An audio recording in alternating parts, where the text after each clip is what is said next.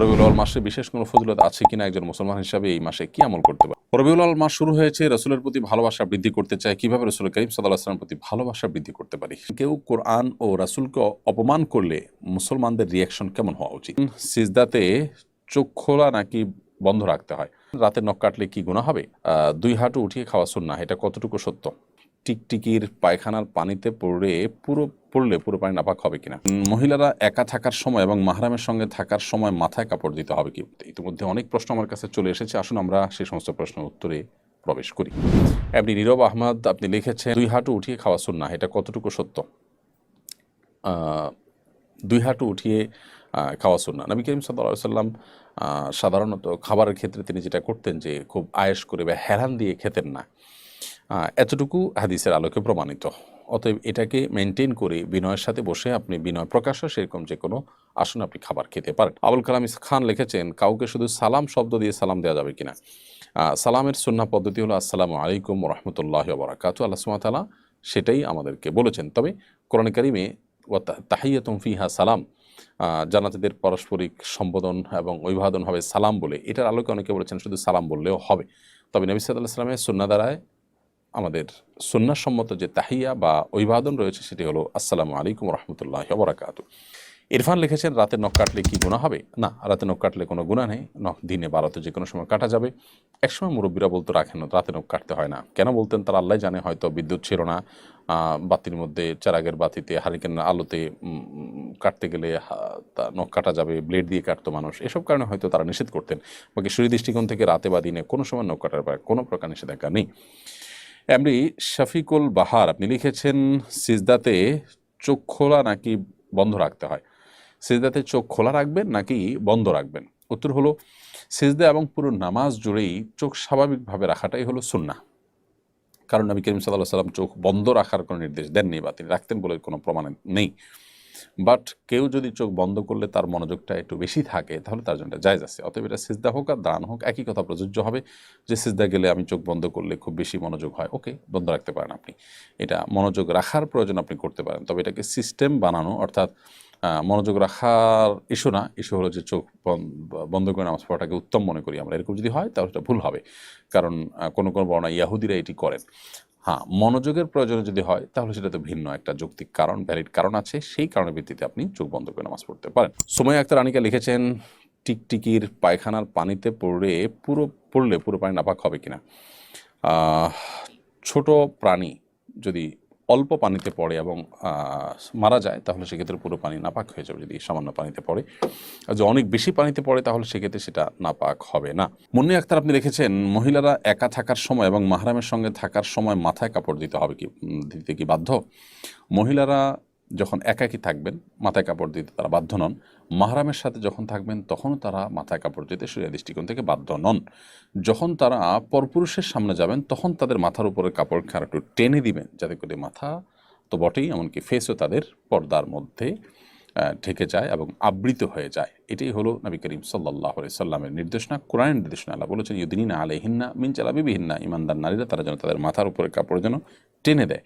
এটা হলো গায়ের মাহরামদের সামনে। মাহরামদের সামনে, বাবা ভাই, তাদের সামনে মাথার উপরে কাপড় না থাকলে গুনাহ হবে না। তবে সামাজিক শালীনতা, সামাজিক যে সৌজন্যতা, সেই জায়গা থেকে বাবা ভাই, অন্যান্য মাহরাম, স্বামী ছাড়া অন্য যারা আছেন তাদের সামনে যথাসম্ভব মাথার উপরে কাপড় দিয়ে রাখা, এটা সামাজিক সৌজন্যতার খাতিরে উচিত এবং উত্তম কাজ। বাট এটা কোনো শরীয়ী দৃষ্টিকোণ থেকে ফরজ ওয়াজিব নয়। যদি কেউ মাথার কাপড় না রাখেন বাবার সামনে, ভাইয়ের সামনে, কোনো গুনাহ তার হবে না।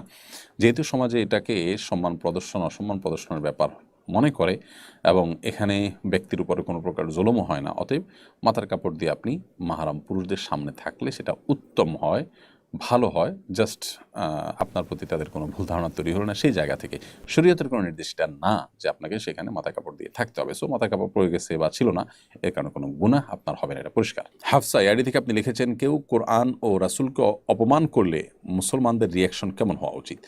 কেউ যদি নবী করিম সাল্লাল্লাহু আলাইহি সাল্লামকে অসম্মান করে এবং তার এই অসম্মান করার পর তিনি যদি মানহানিকর কিছু বলার পর তিনি যদি তওবা না করেন বা তওবার সুযোগ পাওয়ার পর তিনি তওবা না করেন, তাহলে তাকে ইসলামের বিচার ব্যবস্থা যদি থাকে তাহলে তাকে বিচারিকভাবে মৃত্যুদণ্ড দেওয়ার নির্দেশনা শরীয়ত দিয়েছে।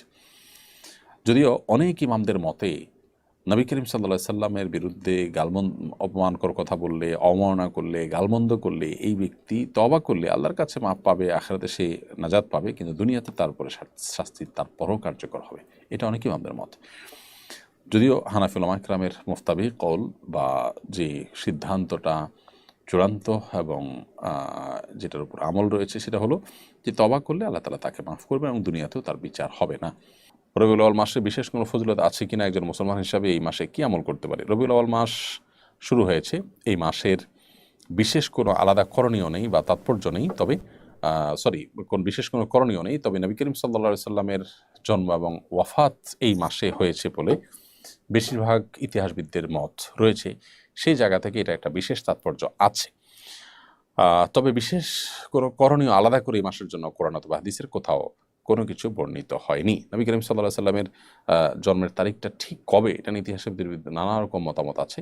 আমরা এটাকে 12 তারিখ চূড়ান্ত করে যারা ধরে রেখেছি, এটাই যে চূড়ান্ত তা কিন্তু না। অনেক ইতিহাসবিদদের মতে রবিউল আউয়াল 12 তারিখে তার জন্ম হয়েছে, এটা যেমন সত্য, আবার অন্যদিন তার জন্ম তারিখ রবিউল আউয়ালের 9 তারিখ, সেটিও সপক্ষে অনেকগুলো মত আছে এবং শক্তিশালী মত, এবং আরও বিভিন্ন মত আছে।